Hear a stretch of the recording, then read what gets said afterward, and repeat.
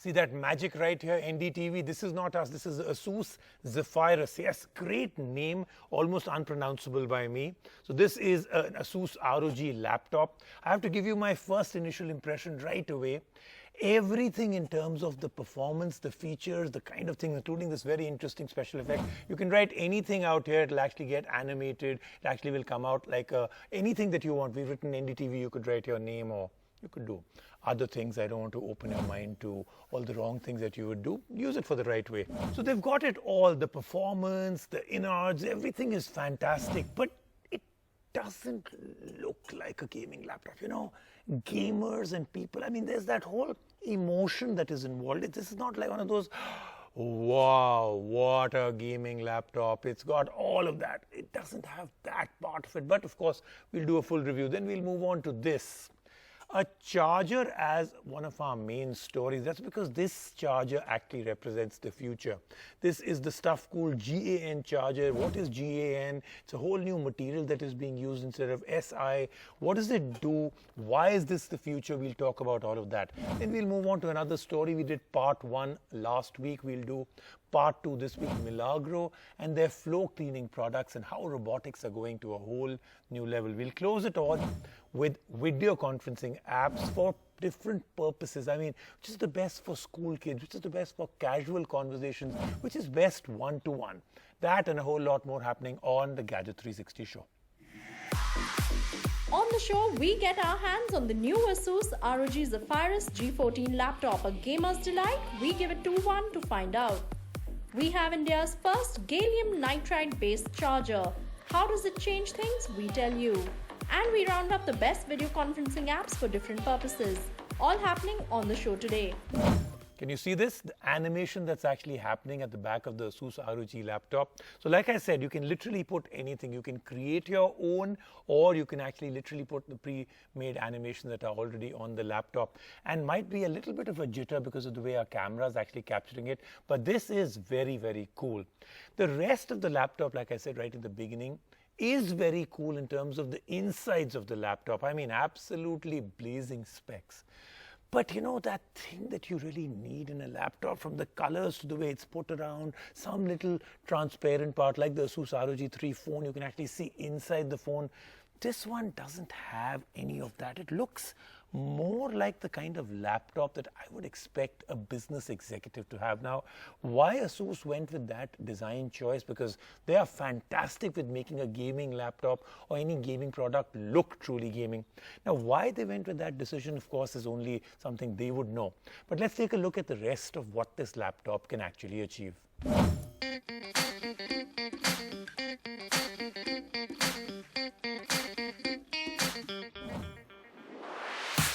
What you see is not straight from the Matrix, but is actually called Anime Matrix that Asus has brought to its new gaming laptop. Meet the Asus ROG Zephyrus G14 laptop that seems to do things pretty differently. The Zephyrus lineup from Asus has always been associated with robust gaming laptops. Asus tries to keep that going and bring some seriously high-powered specs to this machine. So let's dive into the review and find out if this is the gaming laptop of this year. The Asus ROG Zephyrus G14 will definitely get your attention with its looks with the unique anime matrix on the lid. It is bright enough and you can choose from Asus's presets or different text and images you can add here. But the charm of the anime matrix wears off fast, and beyond this, the laptop doesn't give us the gamer feel. It does have the angular side cuts and a backlit keyboard, but its 14-inch form factor seems small and the keyboard has a slight work feel to it. Asus seems to be going for creators here as well with the ROG G14. One thing it does cleverly is the keyboard that angles slightly upward automatically once the lid is opened. And this is what Asus calls the ergo lift hinge, and we didn't seem to mind it even while typing. The variant with the anime matrix at the back starts at 98,990 rupees. Without this, the laptop starts at 80,990 rupees. It is more expensive than the recent HP Omen 15. But the specs seem more premium as well. It is powered by the mighty AMD Ryzen 9 4900HS 8-core processor. Along with this, it also has the mid-level NVIDIA RTX 2060 Max-Q graphics chip. In terms of storage and RAM, there's 1 TB of SSD storage and 16 GB of RAM. The AMD CPU does pretty well and the graphics are pretty good. The processor is very fast and gaming is quite a breeze. The screen is 14 inches and has a refresh rate of 60 Hz. Now while most games support 60 Hz, we wish Asus had stepped it up a notch here. But while the processor and the graphics chip sound like a solid combo, we tested the performance out with a gamer for a few days, and let's see what he had to say about gaming on the Asus ROG G14.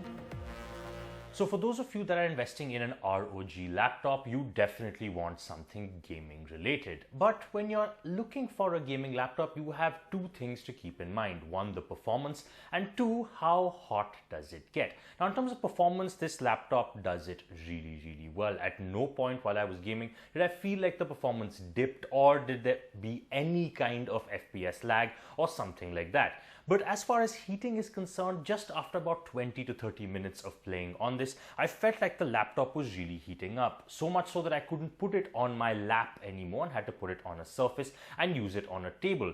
Now, the overheating issue is a bit of a problem because laptops of this kind of price definitely has better cooling options, and the fact that the ROG hasn't been able to figure out how to cool this, well, somewhat small laptop is a bit of a problem. Yes, the laptop did leave us with hot hands after hours of gaming. The keyboard was very warm and the heat dissipation is not its strong point, even though the fan speed and other things can be controlled through the Republic of Gamers command center. There are different modes to toggle between over here as well. There's a performance mode on which we game the most, and there's a silent mode on which the laptop can last around 9 hours. It does pretty well on the battery front in that regard, plus it comes with a 180 watts charger in the box. The display is bright and this is a WQHD panel. The colors are true to life and editing or watching videos on this laptop will be a pleasant experience. You can also customize the display to get a full HD one. There are 2 upward and 2 downward firing speakers with Dolby audio support that actually do really well. The audio is loud enough and not distorted at all. The display might have thin bezels, but the Asus ROG Zephyrus G14 misses out on a webcam, and we feel that's a big miss in 2020. There are many ports for connectivity, 2 USB Type-C, 2 USB Type-A, a headphone jack, so no complaints there. The small form factor of the laptop is nice, it's pretty portable, and at 1.6 kgs it's one of the lightest gaming laptops we have come across. The chiclet style keyboard is good to type on, even though it has a very businessy look to it. Since this is the white variant, the white LED backlight on the keys didn't stand out at all. The touchpad is nice and smooth, and Asus mostly always gets its trackpad just right. And so for the final verdict, the Asus might have a super portable gaming laptop on its hands, but the small form factor of the ROG Zephyrus G14 makes it miss out on adequate cooling that is needed. The top of the line AMD Ryzen H series of processors stands out and is blazing fast. It's a great laptop to game on, of course, but also to edit videos or to run AutoCAD-like heavy applications. There's no webcam, but the battery life is good. At 98,990 rupees, if you are impressed by the snazzy animated lid, then go for this variant of the ROG G14.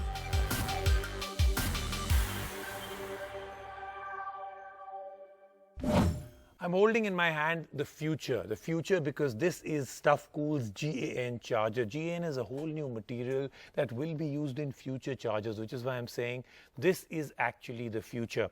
Very, very efficient, a much better material to use for chargers, and a lot of very interesting things can happen. The size of chargers will become smaller. The kind of charging they'll be able to do will be much, much better, much faster charging, and already the proof of it is in the pudding. Look at the size of this. I mean, I'm going to take it out and show you what this charger looks like.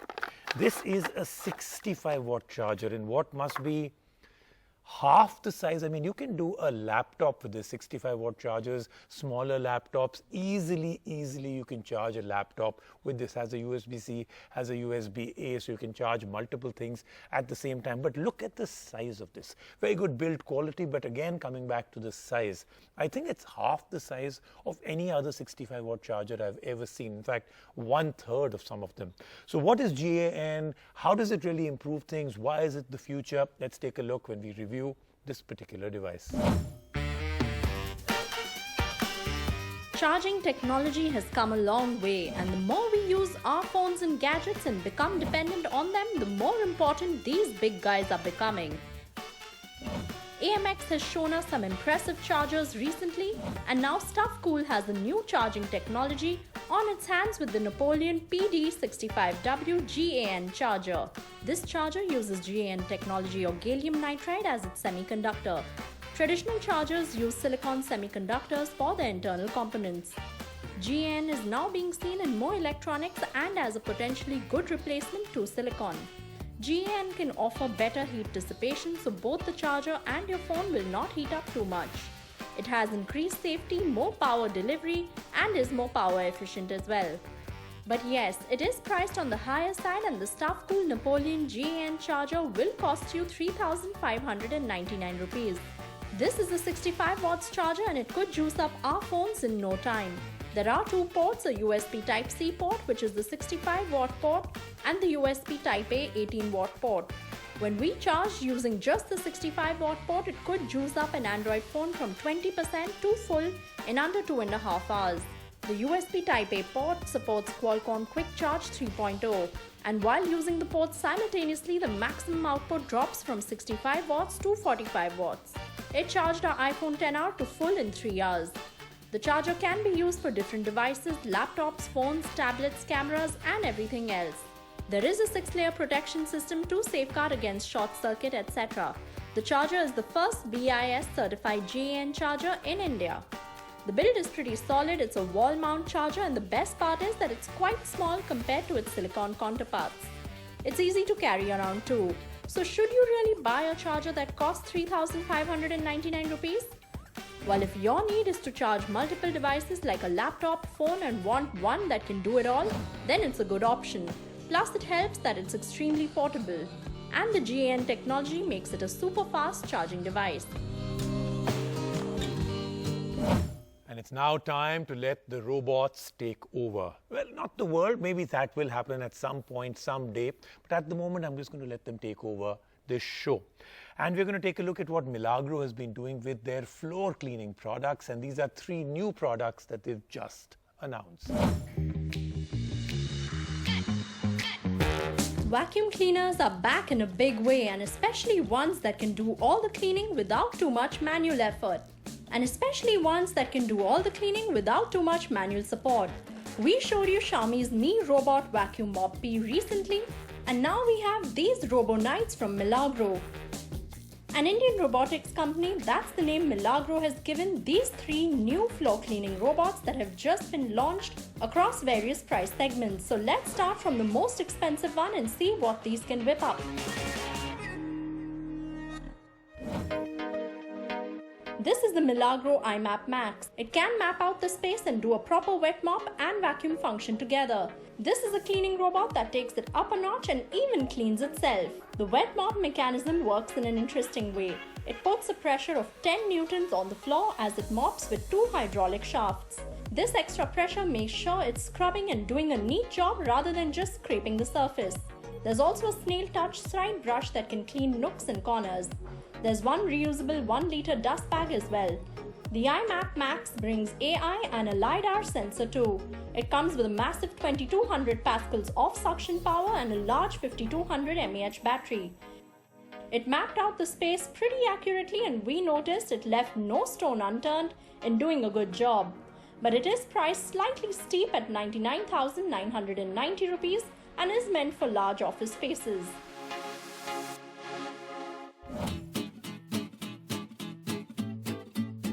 Moving down the price ladder, there is Milagro iMap 10 that is priced at 89,990 rupees. This is also meant for large surface areas. This vacuuming robot can also do a wet mop, but not like the iMap Max we just showed you. The water tank in this can accommodate a solution that can kill COVID-19 spores on the floor, a claim made by Milagro. It has the suction power of 2700 pascals and a 3-hour battery life.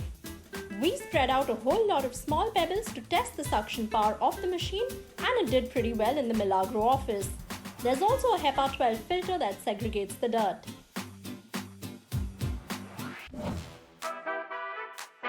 Milagro Seagull is the robot that is the most affordable of the three. This starts at 20,000 rupees, which is slightly less than the Mi Vacuum Mop P. It has a suction power of 1500 pascals and two brushes that probably give it its name. It uses a gyro mapping technology and displays the real-time progress on a user's phone. It's certainly not good as its pricier siblings, but for a basic home cleaning it can do the job, especially with dry dirt. Milagro's white Robo Knights are new, and the best part is with very little intervention, they can practically work on their own. And as competition heats up in this space, our eyes are on the very best in economical robot floor cleaners. So watch this space for more. Let's take a quick break right now. On the show, when we come back, lots more.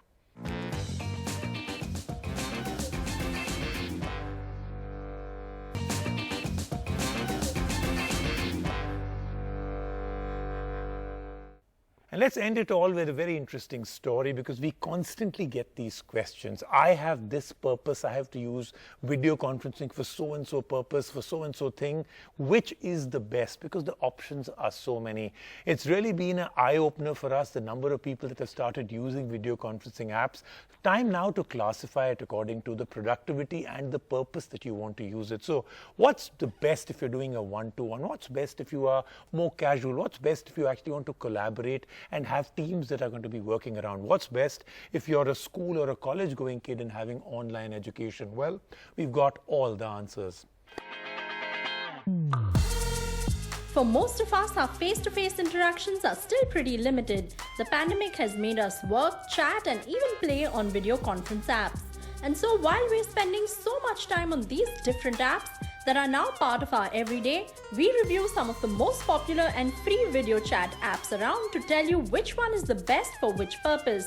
We have left FaceTime, Facebook Messenger, WhatsApp, and others like this out of this and focused on pure video conferencing apps that are free and you don't necessarily have to download to use unless you're the host. So time to switch on our cameras and get started. We tried different video conferencing apps for office meetings, and here's what we found. If you have many participants and want to share your screen as well, then Zoom is the easiest of the lot to use. But it does have a 40-minute time limit on free calls for group meetings. Yes, Zoom did run into security issues not very long ago, but the company has meeting passwords in place and also waiting rooms now, so you know exactly who is entering the meeting.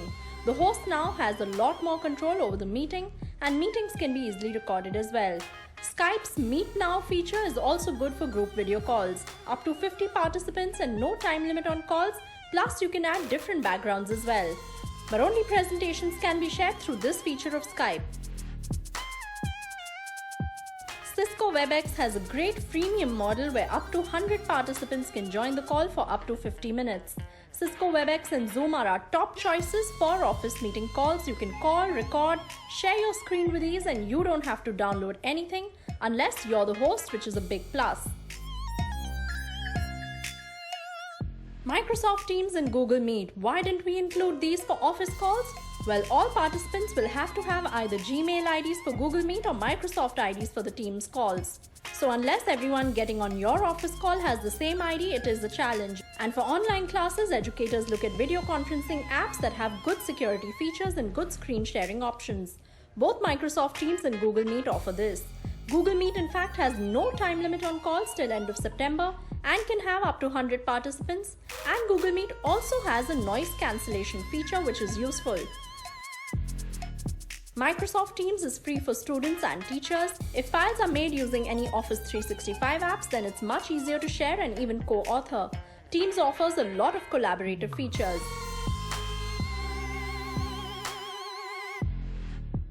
For casual catch-up sessions, any of these platforms will work. Like we said before, Zoom has the best user experience and you can share your screen and play games easily. But sharing your screen has multiple restrictions on your phone. And Zoom is only ideal if your call duration is under 40 minutes. If it's over, we recommend Google Meet. We found that Google Meet has the best camera quality and the noise cancellation feature is the cherry on the cake.